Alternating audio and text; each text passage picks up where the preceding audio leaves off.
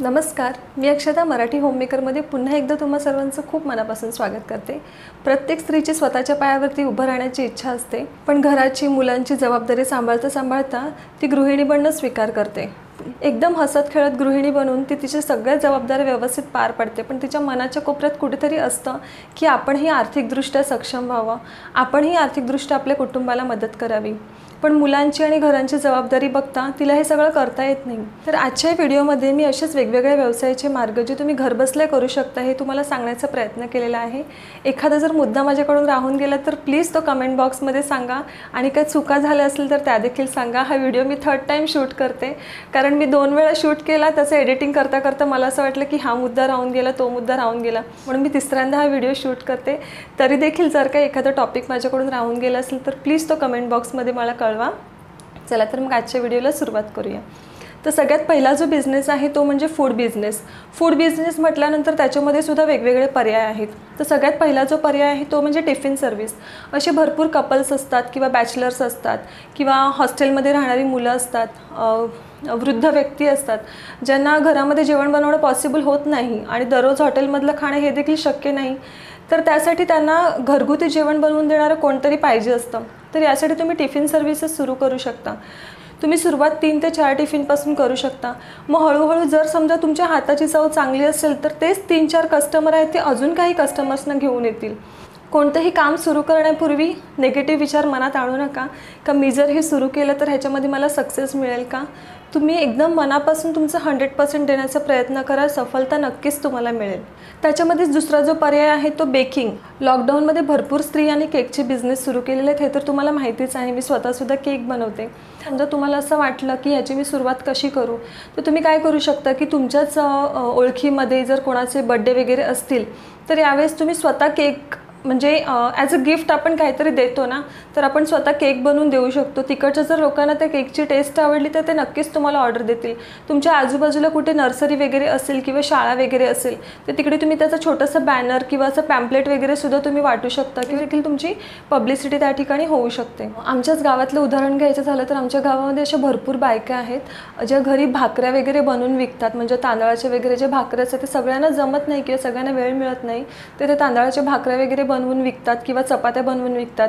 एखादी जर पार्टीची वगैरे ऑर्डर असेल तर त्यांना भरपूर अशा भाकऱ्यांची किंवा चपात्यांची ऑर्डर असते। मग एका भाकरीची किंमत ते 15 रुपये घेतात आणि चपाती आय थिंक 8 ते 10 रुपयांमध्ये ते घेतात। तर तो देखील त्यांच्यासाठी म्हणजे उत्पन्नाचा छोटा का असू दे पण चांगला स्रोत त्यांना मिळालेला आहे।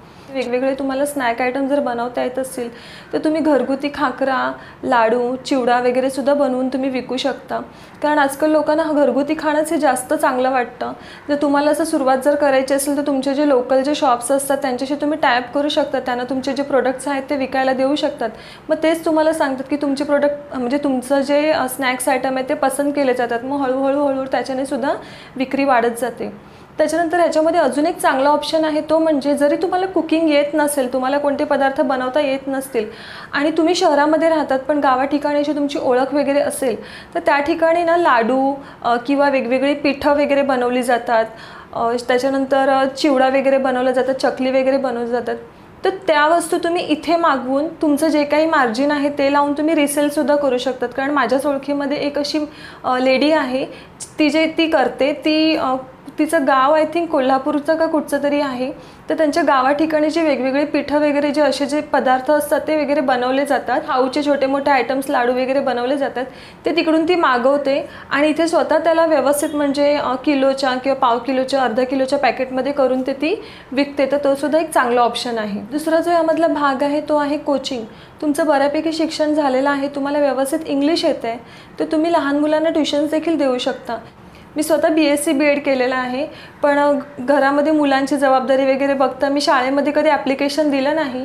मी गेली 15 वर्षापासून ट्युशनच घेते आणि आधी मी 10वीपर्यंत ट्युशन घेत होती आणि आता मी फक्त 8वीपर्यंतच ट्युशन घेते। पण आणि हा खूप चांगला एक ऑप्शन आहे, कारण यामध्ये आपण आपल्या स्वतःच्या पायावर तर आपण उभे राहतोच, आपल्याला एक सोर्स ऑफ इन्कम मिळतोच, पण प्लस आपण आपल्या मुलांवरती आपण आणि आपल्या घरावरती सुद्धा लक्ष देऊ शकता। जर तुम्ही बघायला गेले तर फर्स्ट स्टँडर्डच्या मुलांची जी फीज आहे ती जवळजवळ 500 ते 600 पर्यंतच्या मध्ये येते। म्हणजे शहराच्या ठिकाणी, तरी गावा ठिकाणी तर भरपूर कमी आहे, पण शहरा ठिकाणी जवळजवळ 500 ते 600 रुपये ही पहिलीच्या मुलांची फीज आहे। त्याच्यानंतर दुसरं एक चांगलं ऑप्शन आहे याच्यामध्ये, तो म्हणजे डे केअर सेंटर. असे भरपूर कपल्स असतात जे दोघंही कामाला जातात, त्याच्यामुळे त्यांना मुलांना सांभाळण्यासाठी कोणतरी हवं असेल तर तुम्ही डे केअर सेंटरसुद्धा चालू करू शकता. तुमच्याकडे व्यवस्थित जागा आहे तर तुम्ही स्वतःच्या जोडीला दुसऱ्या ज्या काही महिला असतात त्यांनासुद्धा तुम्ही घेऊ शकता. तिकडे तुम्ही लहान मुलांच्या वेगवेगळ्या जर ॲक्टिव्हिटी घेतलं तर त्याच्याने सुद्धा तुमची चांगली पब्लिसिटी होऊ शकते का हां या डे केअर सेंटरमध्ये खूप छान अशा ॲक्टिव्हिटी घेतले जातात. तिकडे व्यवस्थित तुम्हाला हायजीनचं फक्त तुम्हाला व्यवस्थित लक्ष द्यावं लागेल, कारण ऑब्व्हियसली लहान मुलं असतील तर तुम्हाला त्या सर्व गोष्टींवरती लक्ष देणं गरजेचंच आहे. तुमच्याकडे व्यवस्थित जर जागा असेल तर तुम्ही नर्सरी देखील चालू करू शकता. त्यामध्ये तुम्ही जी प्री स्कूलची मुलं आहेत त्यांना शिकवू शकतात. माझी मामी स्वतः एक नर्सरी चालवते, त्यामध्ये ती प्री स्कूलच्या मुलांना शिकवते आणि त्यांच्याकडे जवळजवळ 7 ते 8 टीचर्स आहेत. म्हणजे त्यांनी स्वतःच्या सोबत त्या 7 ते 8 टीचरलासुद्धा रोजगार निर्माण करून दिलेला आहे. तुमच्याकडे जर एखादी चांगली कला असेल, तुम्हाला डान्स येत असेल, ड्रॉइंग येत असेल किंवा योगा येत असेल तर तुम्ही घरच्या घरी हे सर्व क्लासेससुद्धा घेऊ शकतात. तुम्हाला क्लासेस घ्यायचे आहेत पण तुमचं लहान बाळ आहे तर ऑब्व्हियसली लहान बाळ आणि क्लासेस असलं तर ते पॉसिबल होत नाही तसं करणं. तर अशा वेळेस तुम्ही 2 ते 3 तासासाठी कोणाला तरी बाळाला सांभाळण्यासाठी ठेवू शकता आणि त्यांना त्यांचे जे काही पैसे असतील ते द्यायचे, म्हणजे जेणेकरून बाळसुद्धा तुमच्या डोळ्यासमोर राहील आणि प्लस तुम्ही तुमचं काम देखील करू शकता. यापुढचा जो ऑप्शन आहे तो आहे स्टिचिंग आणि ऑल्ट्रेशन. आता स्टिचिंग म्हटल्यानंतर आपल्याला असं वाटतं की फक्त ड्रेसेस आणि ब्लाऊज हेच होतं, पण याच्यामध्ये सुद्धा भरपूर ऑप्शन्स आहेत. आजकाल वेगवेगळे कर्टन्स, त्याच्यानंतर सोफ्याचे कवर्स, कुशन कवर्स, त्याच्यानंतर तोरण, टेबल रनर्स वगैरे सुद्धा कस्टमाइज पद्धतीने शिवले जातात. म्हणजे प्रत्येकाची जशी आवड निवड असेल त्या पद्धतीने त्यांना शिवून दिले जातात आणि त्याचा मोबदलासुद्धा चांगलाच मिळतो. आजकाल तर चांगले चांगले नवाऱ्या साड्या किंवा एखाद्या ओकेजनसाठी कस्टमाइज ड्रेसेससुद्धा शिवून दिले जातात.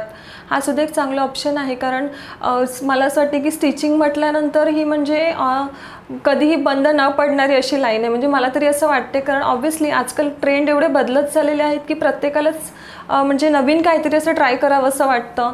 आपण इंस्टाग्रामवर वगैरे बघतोच की वेगवेगळ्या प्रकारचे कपडे, त्याच्यानंतर घर सजवण्यासाठी वेगवेगळ्या प्रकारच्या वस्तू या सगळ्या बनवल्या जातात. तुम्हाला जर चांगली एम्ब्रॉयडरी वगैरे येत असेल तर तुम्ही एम्ब्रॉयडरी वगैरे सुद्धा करून देऊ शकता. चांगलं तुम्हाला विणकाम येत असेल तर तुम्ही तोरण, स्वेटर, त्याच्यानंतर ते आरतीच्या ताटावरती ते ठेवतात ना, तो रुमाल वगैरे, ते सगळंसुद्धा तुम्ही करू शकता. किंवा जर तुम्हाला एकदम परफेक्ट स्टिचिंग येत नसेल, तुम्हाला स्टिचिंगमधलं बेसिक जरी येत असेल तर तुम्ही मॅक्सीसुद्धा शिवू शकता. कारण माझ्याच ट्युशनमधला एक मुलगा आहे, त्याची मम्मी फक्त मॅक्सी शिवते. मॅक्सी विकणाऱ्या दुकानाच्या जोडीला तुम्ही म्हणजे कॉन्टॅक्ट करून त्यांच्याकडून सर्व कपडा वगैरे ते सगळं आपल्याला माल वगैरे पुरवतात आणि तुम्हाला फक्त त्याचे मॅक्सी शिवून द्यायचे असतात आणि प्रत्येक मॅक्सीच्या मागे त्यांचं काहीतरी मार्जिन असतं, ते तुम्हाला मिळतं.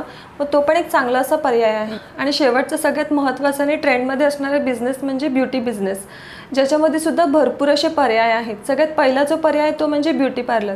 आता ब्युटी पार्लर म्हटल्यानंतर आपल्या मनामध्ये हाच डाऊट येतो की ब्युटी पार्लरसाठी आपल्याला व्यवस्थित एक गाळा असायला पाहिजे किंवा व्यवस्थित जागा असायला पाहिजे.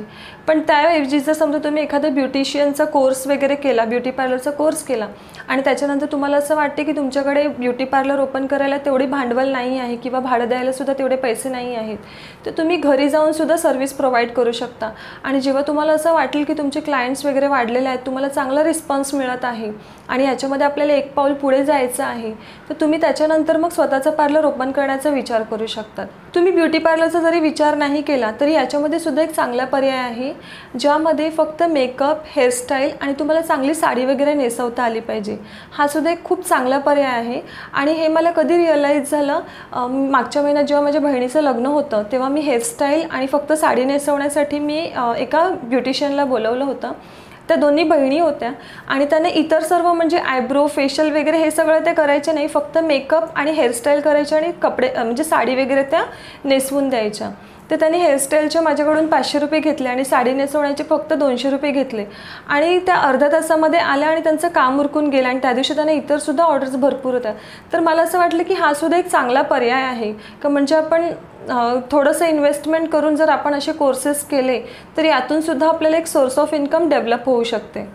आणि आपल्या मनात एक डाऊट येतो की ब्युटी बिझनेस जो आहे तो फक्त लग्नाच्या सीझनमध्ये जास्त चांगला म्हणजे चालतो आणि लग्नाचे सीझन वर्षभर तर नसतात, पण तसं नाही आहे. आजकाल आपण छोट्या मोठ्या घरातील काहीही फंक्शन, ओकेजन असेल तर त्याच्यामध्ये प्रत्येकाला चांगलं दिसावं असं वाटतं आणि आपण बाहेरून ब्युटिशियन बोलवतो, प्रत्येकाला चांगले फोटोज वगैरे काढावेसे वाटतात. त्याच्यामुळे ह्यामध्ये सुद्धा खूप चांगलं असं इन्कम डेव्हलप होतं. कारण हे जे सगळे मी व्यवसाय तुम्हाला सांगते ते माझ्याच ओळखीच्या लोकांच्या अनुभवातून मी तुम्हाला सांगते, त्याच्यामुळे खूप चांगले असे पर्याय आहेत. तुम्हाला मेहंदी वगैरे जर काढता येत असेल तर तुम्ही त्या मेहंदीमध्येच अजून थोडीशी प्रॅक्टिस करून तुम्ही ब्रायडल मेहंदी वगैरे सुद्धा काढू शकता. कारण ब्रायडल मेहंदीचे सुद्धा आता एका टायमाला जवळजवळ 5 ते 6,000 रुपये मिळतात, किंवा एका हातावरची जर मेहंदी काढायची असेल तर 200 ते 300 रुपये तर इतका चार्ज केला जातो. तर मी सांगितलेल्या एवढ्या सगळ्या ऑप्शन व्यतिरिक्त तुमच्याकडे जर एखादा चांगला काही ऑप्शन असेल तर तो प्लीज कमेंट करून सांगा. म्हणजे जेणेकरून इतर कोणी जर आपला हा व्हिडिओ बघत असतील आणि जर ते कमेंट्स वाचत असतील तर त्यातून त्यांना त्याचा फायदा होईल. आणि तुम्ही जर एखादा असा चांगला कोणता व्यवसाय घरबसल्या करत असाल तर तो देखील सांगा, मला तो माहिती करून घ्यायला खूप आवडेल.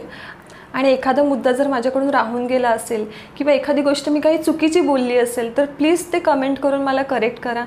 तुमचे जे काही व्हॅल्युएबल सजेशन्स असतील ते देखील द्या. आणि आजचा व्हिडिओ तुम्हाला कसा वाटला हे कमेंट करून सांगा. चॅनलवरती नवीन असाल तर चॅनलला सबस्क्राईब करा. लवकरच भेटू एका नवीन व्हिडिओमध्ये. तोपर्यंत आपली काळजी घ्या. धन्यवाद.